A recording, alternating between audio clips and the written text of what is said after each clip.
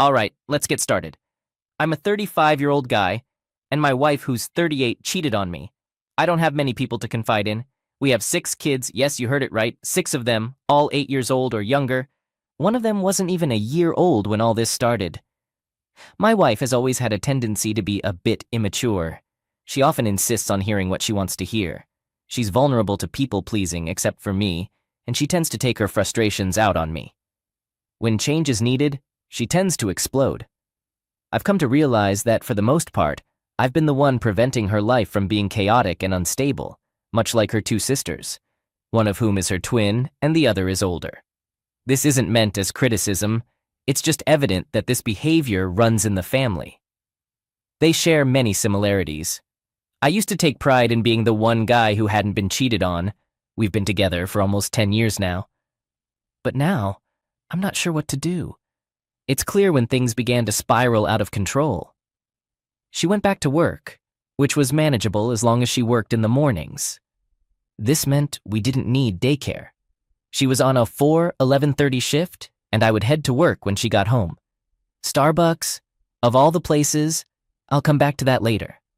Eventually, she started bad-mouthing me to anyone who would listen. I'll admit, I'm not perfect, and we've had our share of arguments. However, my wife took it to a whole other level. She would scream that she hated me, accuse me of not satisfying her, and hurl all sorts of insults over the same fundamental issues. One significant problem was her reckless spending. I ended up losing the house I had when we first met because I had to sell it to pay off our massive debt. She tends to be impulsive with money. She had a major tantrum when I told her, for her second car, that we absolutely had to leave the dealership, insisting I did the same thing to get a $1,000 discount on my car.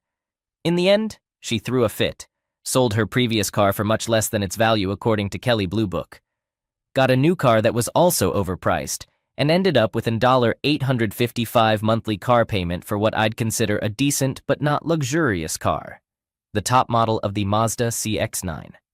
This is just one example of her many financial blunders. Whenever I asked her to treat me better, she would explode in hysterical fits, accusing me of calling her a bad wife and myself a bad man. We're talking about intense temper tantrums because I'd suggest that she needed to change. I'd keep telling her to listen to me, but she'd mock me, saying she'd listen but believed it wouldn't fix anything. I had to clarify what I meant by change, to which she had no response. I had to make it clear that I expected some resistance, and I was fine with that, as long as we could move forward and resolve our issues. Her expectation of fixed essentially meant never having to hear about anything that needed to change. Ultimately, she started saying things like, "I wish I had cheated on you," and "Thank God I'm not pregnant with another one of your kids." She expressed relief when she started her period early, which was unusual for her. She's usually quite regular. This "thank God" was because she was already cheating by this point and looking for other men. 9 men. She messaged 9 men, all relatively young in their early to mid-20s, with no solid career prospects, and she considered them to be feeble. Among them, the one she felt closest to, Ricardo, even offered to engage in a submissive role with me in exchange for continuing to see her. My wife realized that Ricardo was quite weak and decided to break things off with him just before I discovered everything. He got friend-zoned, as she put it. It all began with a guy from her workplace who eventually ended things with her. She was devastated and wanted more. So she started chatting with various men on Snapchat, some of whom she met in person.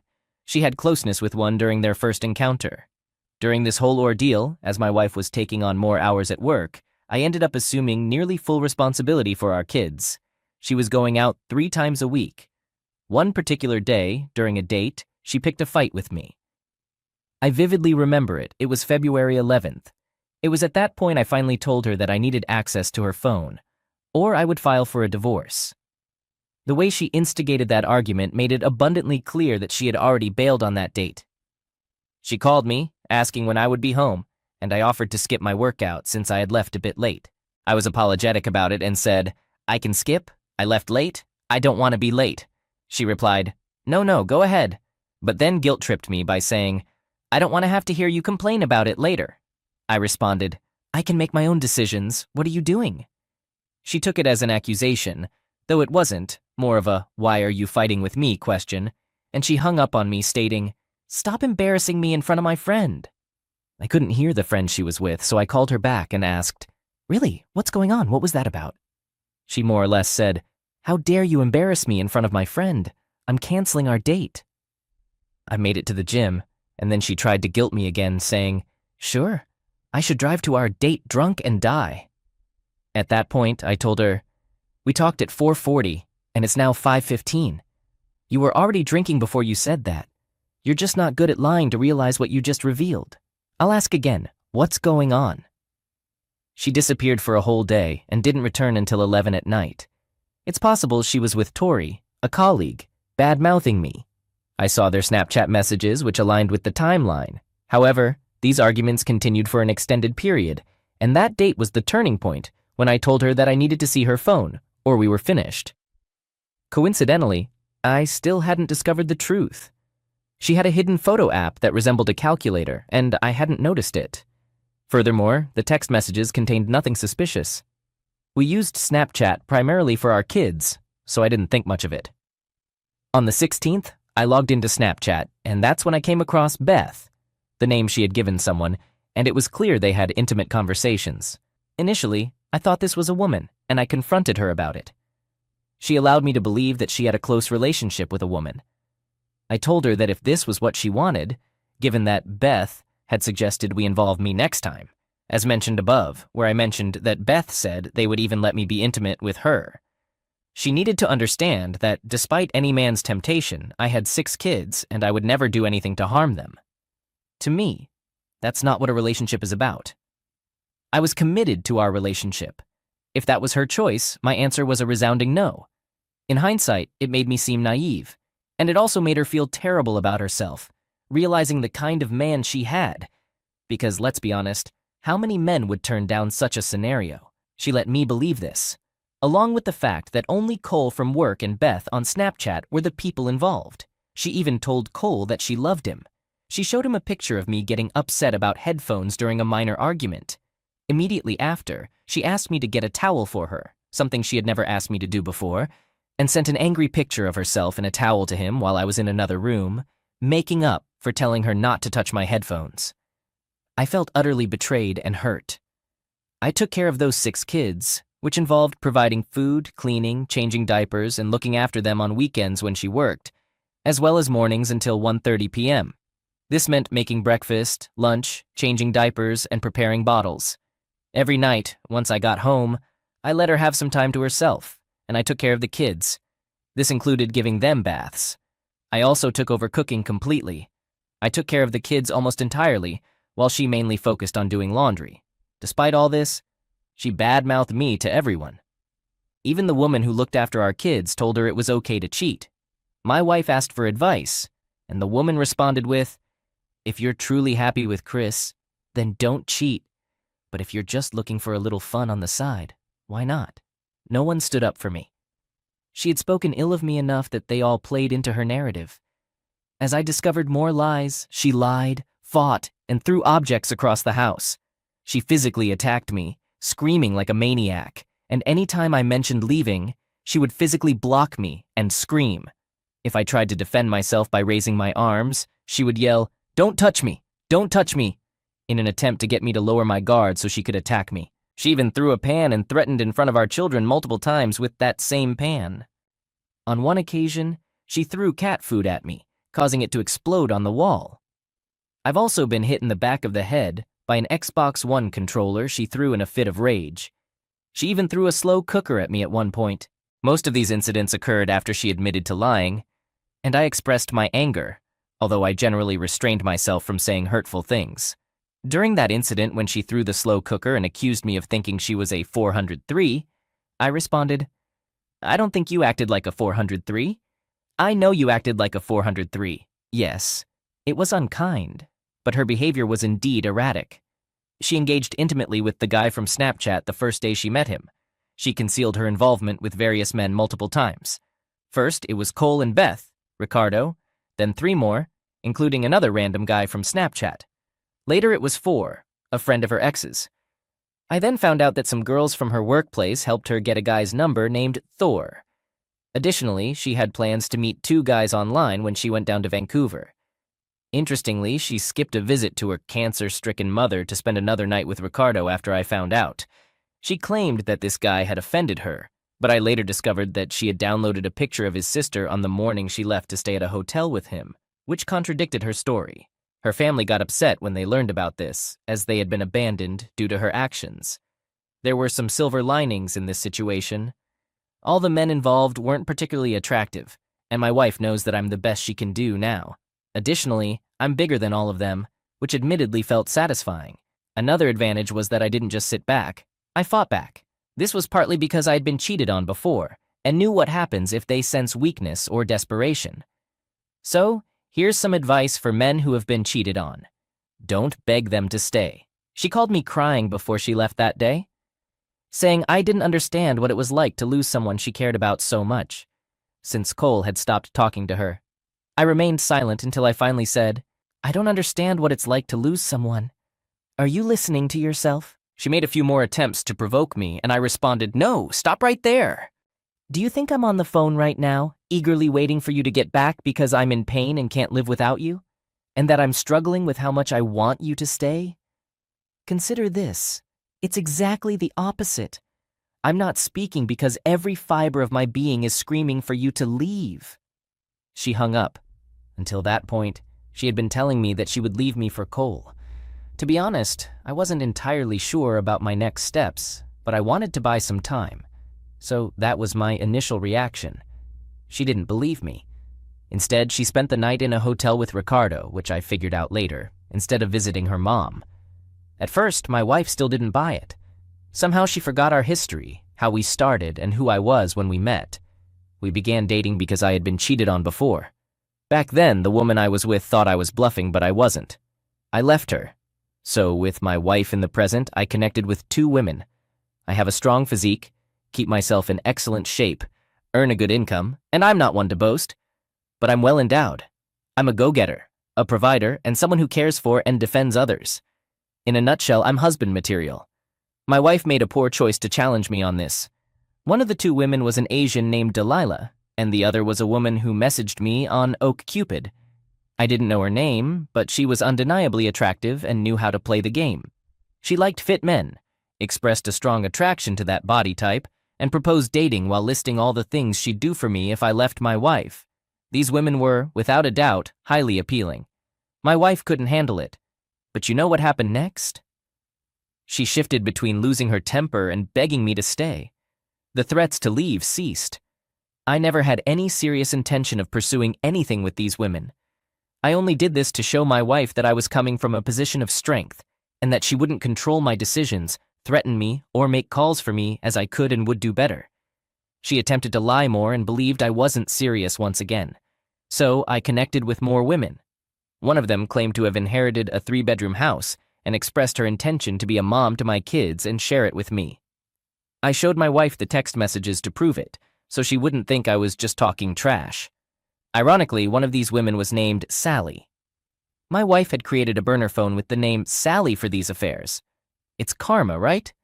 She even used to have a Sally keychain, and when my daughter asked why it was gone, my wife told her to ask me about Sally. Out of all the possible outcomes, it's ironic how karma played a role. I made it clear to her that she needed to respect me.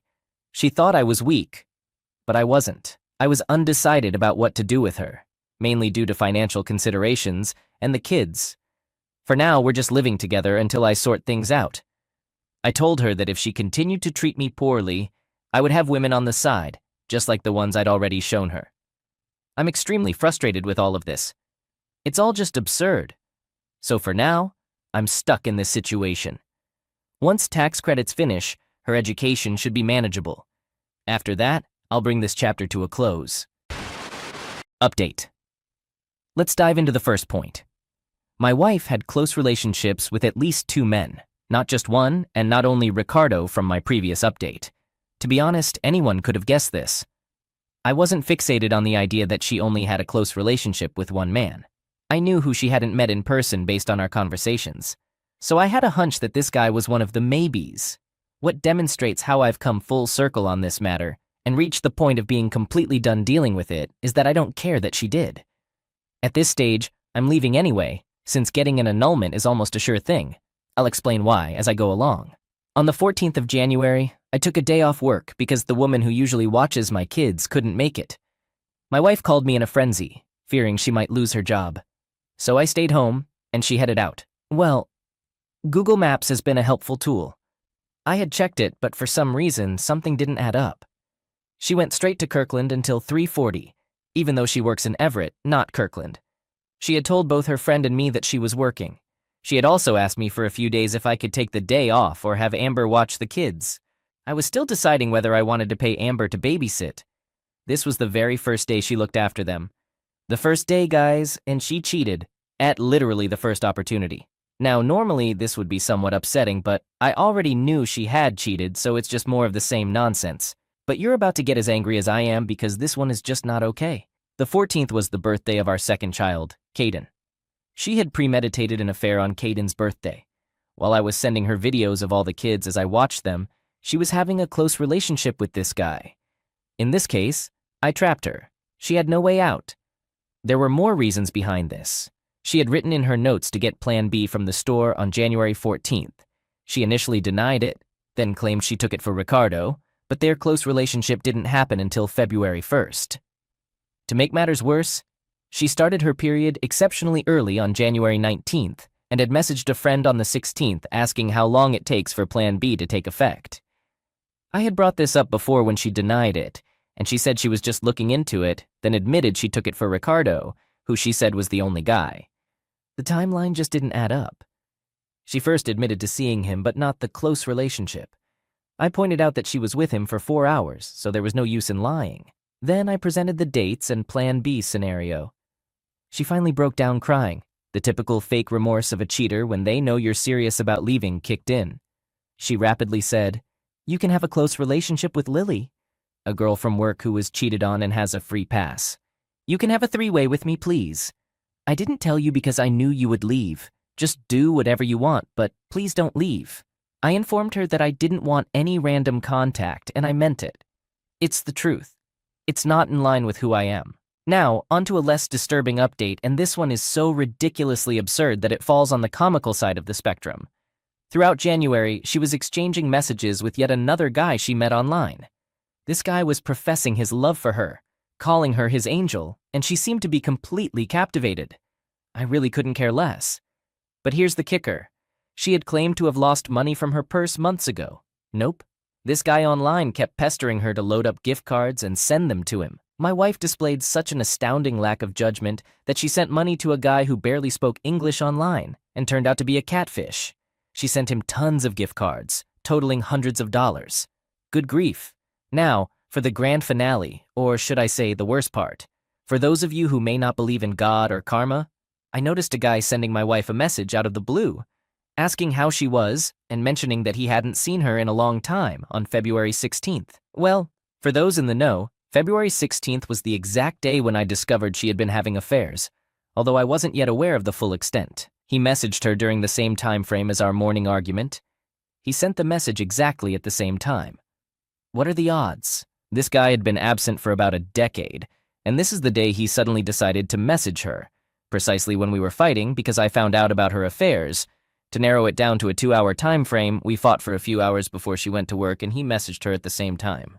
Out of 3,650 days, a 2-hour subset of those days is a 1 in 12 chance. So 1 in 12 in 3,650, which translates to 1 in 43,800 if you want to get precise odds of him deciding to contact her during that window compared to any other time over 10 years.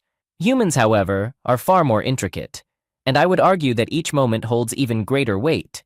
I didn't respond to this guy's message until the July 4th weekend this year. I simply wanted to find out when he had last seen her. Are you ready for this part? He voluntarily mentioned that he despised how her ex, whom he named, treated her. This ex helped me pinpoint the time frame. I was aware of him, as he was my wife's last ex before me. He also expressed relief that he had avoided getting involved with my wife while she was with Christian because of that. So, my wife had cheated on even more men than she admitted to me. She lies about everything. This is the first piece of evidence that enables me to pursue an annulment. I saved this conversation. In the church, if a partner lies about their true identity in a way that would deceive you about who they are to the extent that it would change your decision about marriage, it is grounds for fraud, meaning the marriage cannot be considered valid and can be annulled. Now, I had already discovered that she had lied about one ex, Alex, but he was her first boyfriend.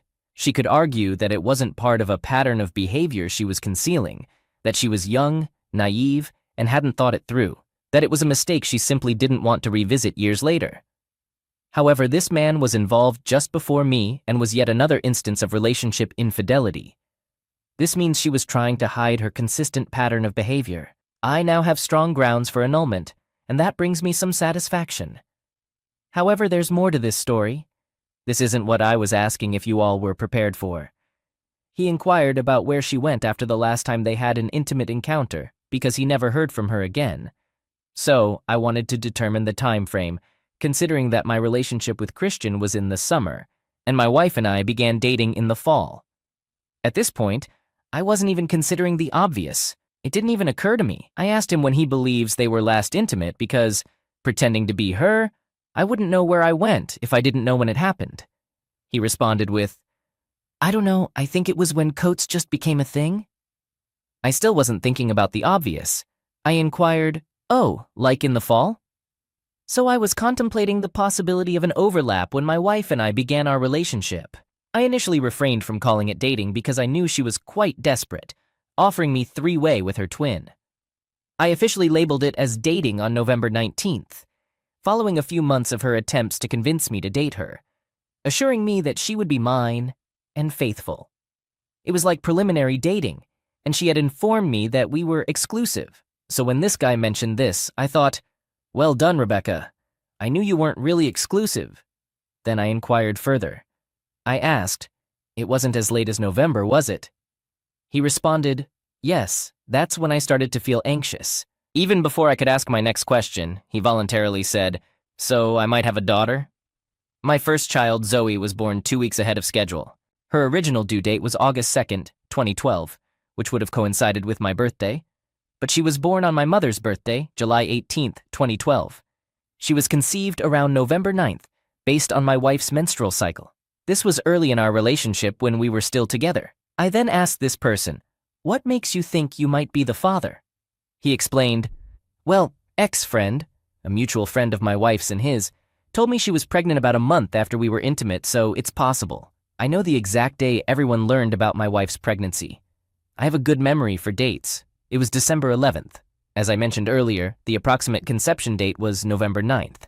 He said he heard about the pregnancy a month after they were intimate, and briefly thought the baby could be his, although men rarely admit to such things. However, their mutual friend suggested that he probably wasn't the father, so he dropped the idea. So, there is a chance that my firstborn daughter, Zoe, might not be mine. This is the worst possible scenario I could have imagined if she isn't. For one, Zoe had a profound impact on my life. I often say this. Zoe and I share an incredibly strong bond. She is so much like me. While I have bonds with all my children, Zoe was the first time I experienced genuine love. Even though I had been hurt deeply in the past, she began talking at a very young age because she bonded with me and saw that I responded when she did. I have posts of her speaking at a young age, and it was entirely due to our relationship and bonding. This girl was my world when I had no world, especially when my father had just passed away. You all can't imagine how much I love my children, and Zoe was the beginning of that. She has 5 siblings who might have another father, or Zoe may need to be separated from them when she is with this potential father. As a side note, if Zoe is not my biological child, there is a 100% chance that I can obtain an annulment. Concealing different fathers from children is explicitly mentioned as a condition for annulment grounds. Fraud is a general term and isn't precisely defined. So the tribunal must determine if it was a significant misrepresentation that affected your decision to marry, prior infidelity, and they might not find that it did.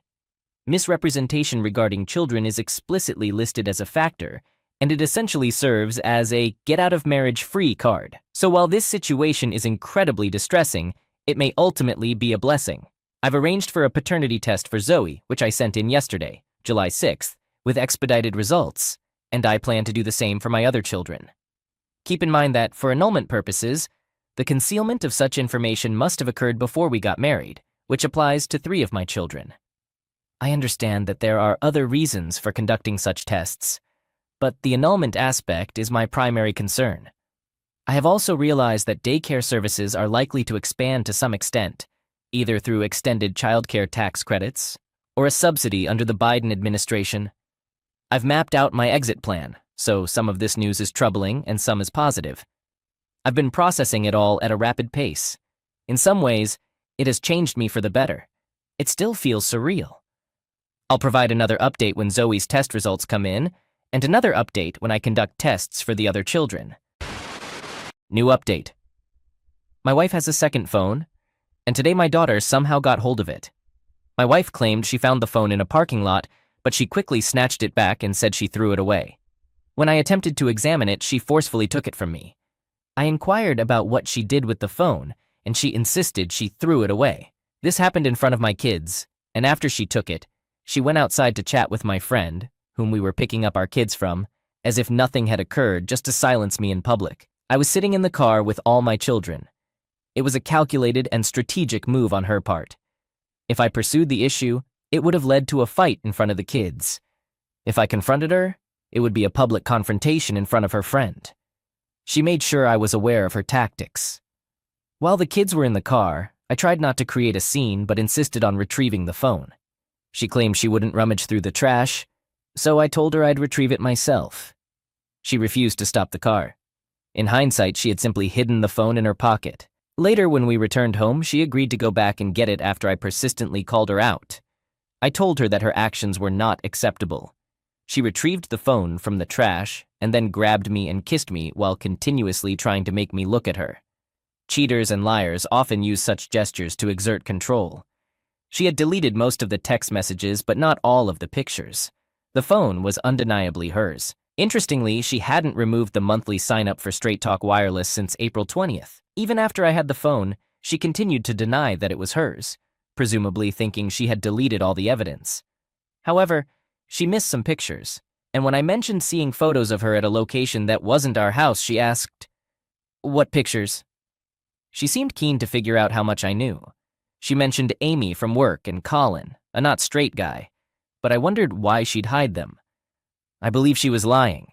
She lost her temper several times and even met up with me unexpectedly while I was getting pizza, grabbed the phone, and ran.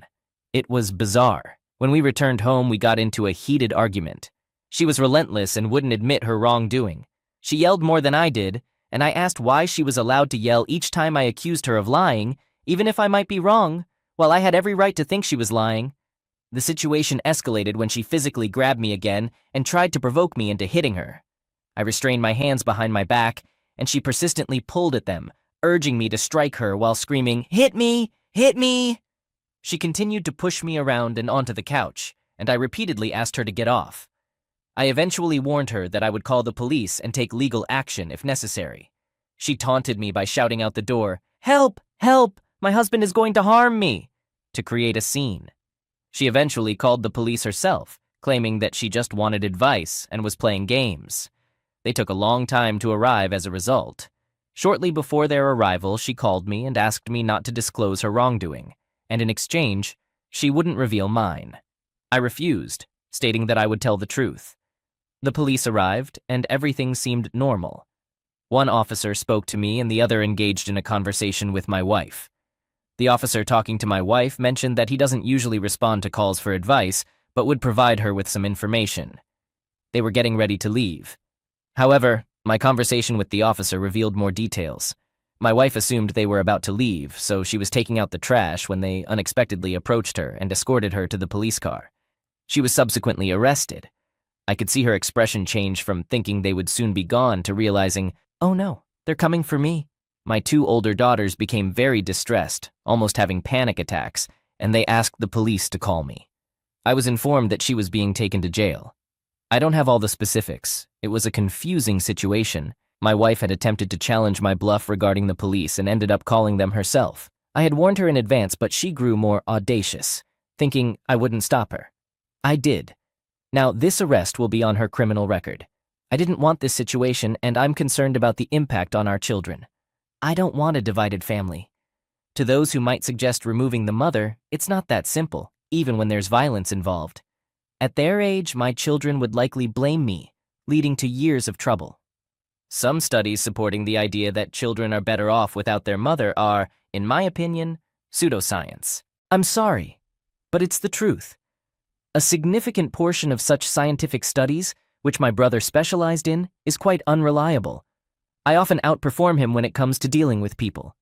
This isn't about ego, it's just a fact. My brother even acknowledged the major flaws in monitoring a child's well-being and how it's assessed.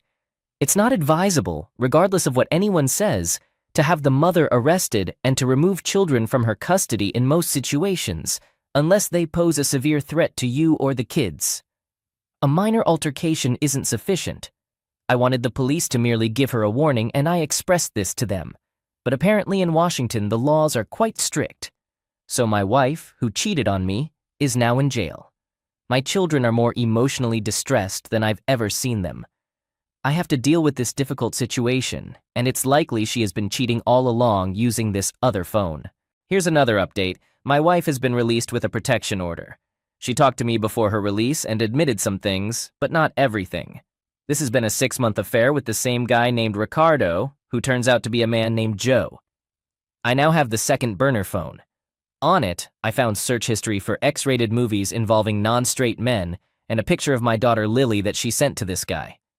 All signs suggest that they had an intimate relationship, and she may have been pregnant with his child. Explaining how I know this would take a while, but I'm certain. She claims they always use protection, but I suspect she's lying. It's likely they had three-way since he is bi, which explains the X-rated movie searches. My wife's behavior has been incredibly promiscuous. Her trial date is in August. She's been telling everyone how much she's hurting because she can't see me. I'm hurting too, but for different reasons. I'm taking care of all 6 kids, 3 ferrets, a dog, hamsters, and handling the laundry, in addition to everything I already did. It's utterly exhausting. There's finally an update on Zoe's test results. It says they received the test and will process the results, which I should receive via email in 2 business days. I'm not sure if they count the day I received the notice, so it'll be either Tuesday or Wednesday. I had a conversation with the potential father, and it seems he contacted her mainly to determine if he had a child with her. He's always suspected that the child might be his. We had a cordial conversation, and he expressed sympathy for what I'm going through. I assured him that I would do the right thing, no matter what, and we'll discuss Zoe and what to do if she's his child. At this point, I'm too exhausted to provide further updates. There's much more to the story. My wife repeatedly begged me to say, "I love you" during our phone calls. Later, she transitioned to saying, "I really miss you. Don't you miss me? Even a little bit?" She was in tears, asking me to lie and say that I loved her. I responded with what my boss suggested after she said she was all alone and feeling horrible. I asked her why she didn't see if Joe or one of the other men could be there, help bail her out, or watch the kids while she's in jail. This made her cry even more. Her bail was set at a whopping $100,000, possibly because she admitted to threatening herself with a knife. The police asked me about it, and I confirmed it, expressing concern for the kids' safety. She had a court date today. The judge ruled that the protection order would remain in place for 5 years or until lifted if I decided to remove it. She broke down, and it's clear she's struggling emotionally. I'm a bit worried about her, even though I have no desire to reconcile. I've never heard her cry like this. I could hear her talking to Amber, who looks after our kids, explaining the situation because they hadn't told me yet. Every time I've called Amber, I could hear her crying at certain points in the conversation when Amber mentioned key details. She's been telling everyone that when she's not with me, she finally realizes how alone she is without me. It's not the other men she cares about, it's me she wants to come home to. I believe she's had a wake-up call. We'll be living separately like this for at least 30 days. I'm considering ending the protection order temporarily so she can return home to take care of the kids with Amber's assistance, and I'll be leaving. Interestingly, Amber has recently filed for divorce. It might be a sign from God. I know it sounds strange, but Amber mentioned that she'd move with Rebecca once her lease ends. This could provide us with almost free daycare services. We would pay her for tax credits and contribute toward the rent, which would increase by approximately $700 monthly. Even with the credit, the difference would be reduced to only about $400 per month. This arrangement seems to solve all the issues. I've asked Amber not to mention this plan to my wife yet. I want her to have some time on her own first. After 30 days, when she sees me, I'll discuss it with her. It's truly the end or it's coming to an end. The past 5 months have been incredibly unreal. More updates. The paternity test results have arrived. I'm not Zoe's biological father. It's especially hard to accept because she resembles me so much. I can't share more. I'm too emotionally shattered. Edit. To address the concerns of those who mentioned that I shouldn't have gotten married and missed the warning signs, Zoe's bond with me wasn't solely because of me. I must give credit to my wife, who had a background in childcare. I witnessed their extraordinary relationship and learned a lot about being a father by observing her. I learned parenting skills from her, and all my children thrived, including Zoe. Coming from a broken home, I've always wanted the best for my children. My wife's nurturing abilities played a significant role in their development. During the pregnancy, we had many heartfelt conversations while we eagerly awaited Zoe's birth. She shares my mother's birth date, no joke. My wife once suggested that Zoe's birth after midnight signified replacing the negativity in my life. Zoe was born at 1:01 a.m. We discussed a wide range of topics. At the time, it seemed that many things were pointing us to stay together. Our relationship wasn't bad, and there was notable growth. My wife grappled with insecurity, which was somewhat understandable, given my fitness and the attention I received from other women when we first started dating. I did gain weight for a while, blame it on 6 kids, then lost it and became even fitter after an injury in 2018. Later, COVID forced me into new hypertrophy training methods. Interestingly, she felt particularly insecure before her infidelity took place. She began to question how she could compete with certain things. She asked why I wasn't dating someone into fitness and why I chose her when she only worked at Starbucks. These issues often led to arguments about our spending habits. She struggled to have mature conversations about finances without taking her income as a personal attack. I tried to reassure her that our earnings were sufficient, but the problem lay in our spending, not in needing more money. We were on track to secure a USDA direct loan until the program was halted due to COVID. I was content with her part-time job at Starbucks, and I had no issues with it. I intended to have her work less as my income improved. While there were many signs of immaturity and red flags leading up to her infidelity, my wife wasn't always the person she became during that time. As I mentioned earlier, if cheating weren't a deal breaker, I would still want to help her. It's important to note that you can't discount the positive things she did for our children. This aspect of her character became evident when our kids expressed their frustration by saying they hated her, which deeply affected her. During the period of her cheating, she mistreated us by leaving frequently, and after the cheating, she directed her mistreatment more at the kids, leading to their resentment. Update. I finally decided to leave my wife and have a plan in place for how to do it.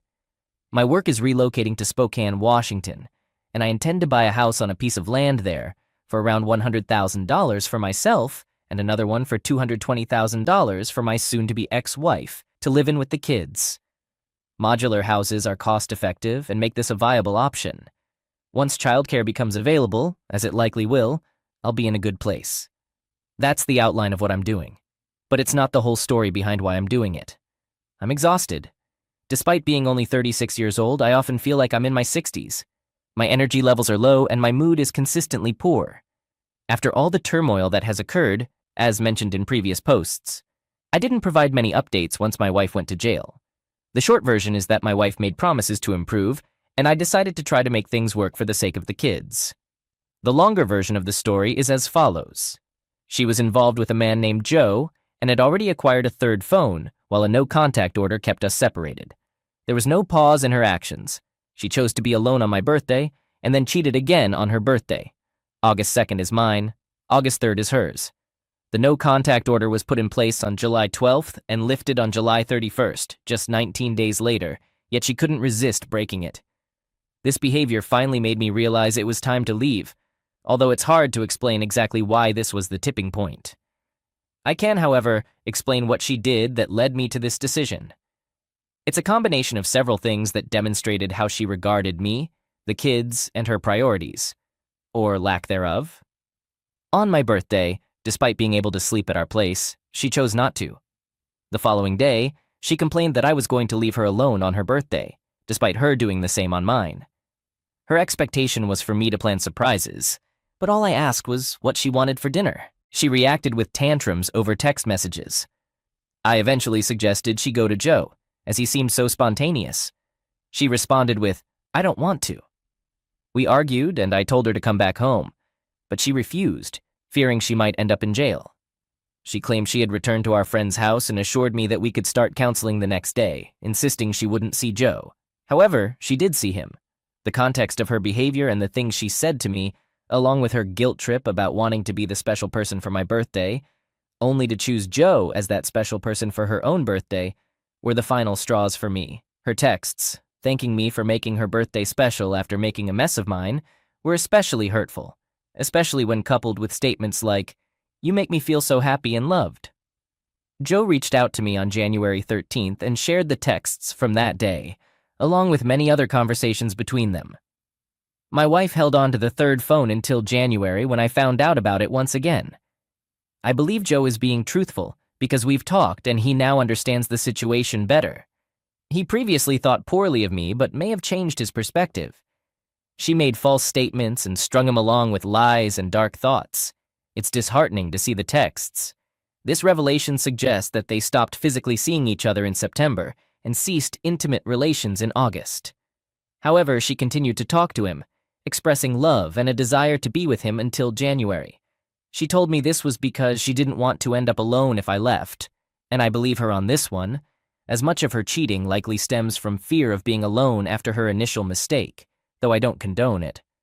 For me, the incident involving my birthday, combined with her getting a chance in July, her lies to everyone that month about her activities, her inability to stop despite the consequences affecting our kids, her abandonment of our daughter Zoe, telling Zoe that I didn't want her and believed she wasn't mine, which is emotionally damaging and shows complete disregard for a child, and her constant need for validation of her worth above the safety and self-worth of others, have all led to my dislike for her and the recognition that she poses a risk to my kids. She dislikes it when I say it, but she's not a good mother. I previously mentioned that there were several factors that made me hesitant to leave her, including data on physical offenses involving kids and separated families, data on graduation rates, my original desires in a partner to raise kids, and the reality that I couldn't achieve those desires with anyone else but my wife at this point. I didn't want to start over due to money issues and concerns about family structure. These factors weighed heavily on my decision-making.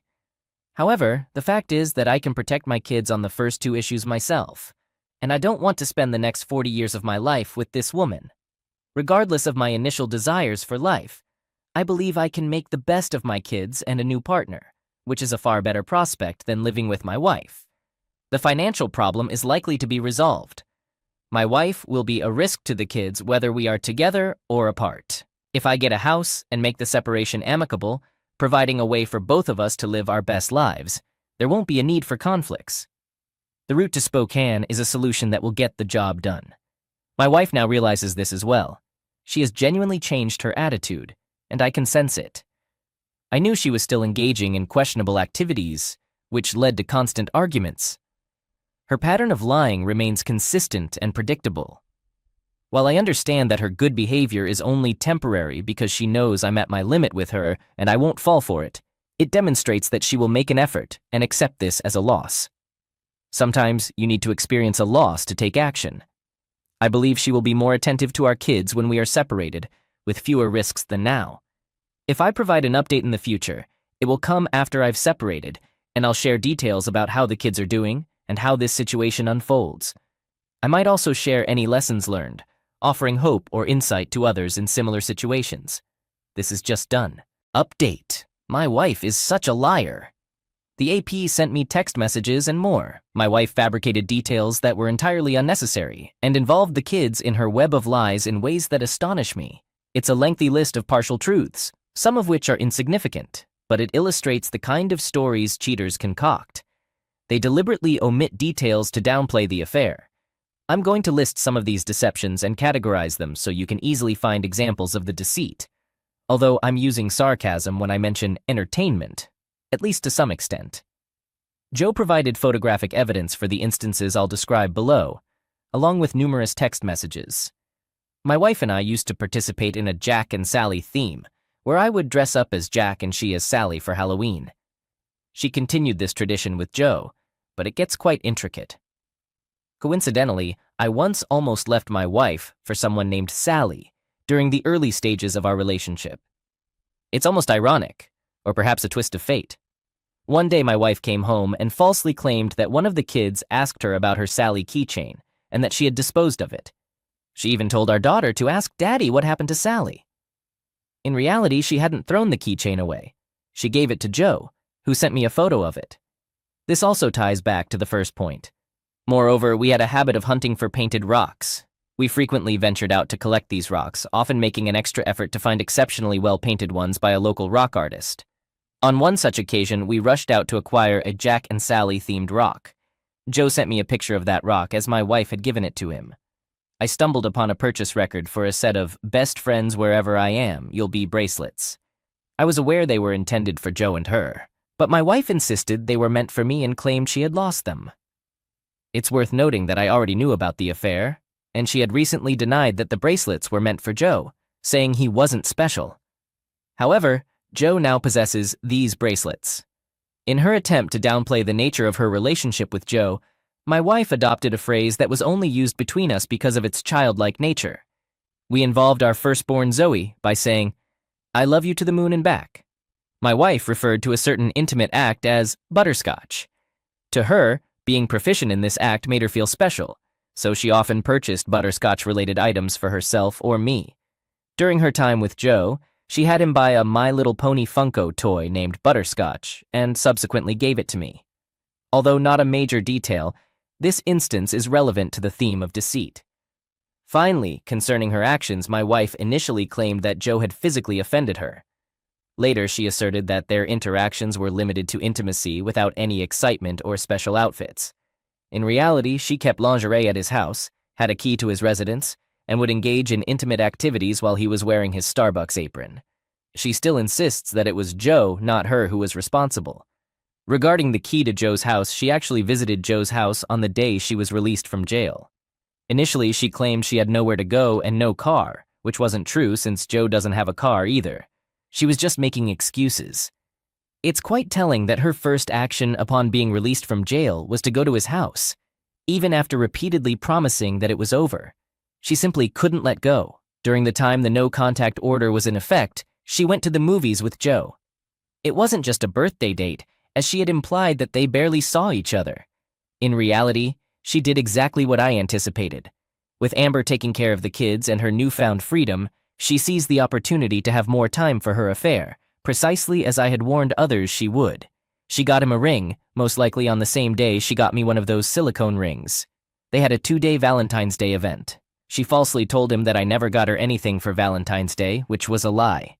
She took credit for many of the household tasks and often claimed I never did anything for her, frequently disparaging me. However, quite oddly, she would think of me while having the affairs, which is an extremely rare occurrence. On Valentine's Day, she picked up Joe when she went out to get ingredients for me to cook a special meal, which I am quite skilled at, along with preparing chocolate fondue. Although it was just for a ride, she had previously assured me that she would never ruin a family holiday. Yet her first affair, not with Joe, took place on our son's birthday, followed by Valentine's Day and her birthday, which coincided with mine. So much for her commitment to not ruining holidays for us. The most significant revelation comes last. She told Joe that she would be fine with having kids with him. She also mentioned to him that she wanted to become pregnant again while we were actively trying for a baby together. In other words, she was perfectly okay with one of the kids being his, which is an incredibly irresponsible attitude. This is one of the most significant betrayals. This is how cheaters manipulate the truth. During the no-contact order period, the woman who watches my kids was looking after them so my wife could meet Joe. So Amber was aware of the situation. Joe provided this woman with marijuana. I don't have a problem with pot personally, but it seems she prioritized getting pot over the best interests of the kids. As a result, when I was watching the kids during one of the no-contact orders, Caden, one of my kids, mentioned that Mommy sleeps with Joe when I asked if any of her male friends were visiting her. I was taken aback and confronted Amber, seeking an explanation. My wife had Amber tell me that Caden must have heard the name somewhere and was lying because he is a troublemaker, intending to create conflict between Mom and Dad. She unfairly blamed Caden for the situation. When I confronted my wife today about this, she responded with, "You call Caden a liar too." I told her, I call him a liar when he is lying, I don't call him a liar to conceal my affair. It's astonishing that someone would respond this way when confronted about such an issue for the first time. Joe went geocaching with my wife, even though my wife claims not to remember this. This was something we used to do together, a shared activity. They went to find painted rocks, which was our special activity. These details are significant because my wife insisted they only stayed at his house and watched TV to downplay the nature of their relationship. However, he sent pins of a place they dined at. They frequently went on dates, ate at diners, and went out together. Given these discrepancies, it's frustrating how much she lies to mislead me. After our arguments, she would wake up very early, as she works the morning shift, and meet Joe for intimacy before work, despite her being upset and crying.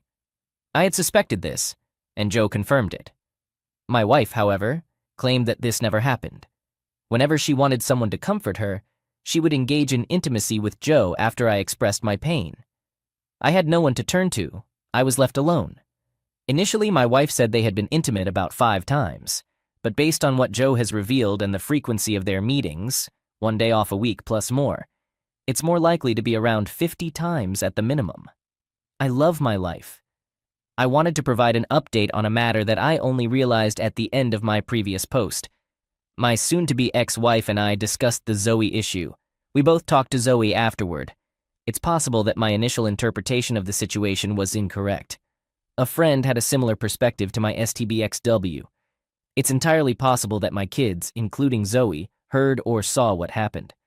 Zoe might have instinctively denied seeing it because she didn't want to break up the family and was afraid it would lead to her mother going to jail, which Zoe is still afraid of all the time. It wasn't that she was told to lie. My wife was genuinely sorry for this, and she seemed to genuinely feel devastated about it, especially since Zoe usually exceeds expectations in every situation. My STBXW felt that she had caused Zoe to feel pressured. We explained to Zoe that we understood she felt the pressure to keep our family together and not to burden herself with guilt. At least on this matter, my STBXW was reasonable when the time came. I believe she is telling the truth. So on the positive side, it seems that my kids have likely not been conditioned to lie.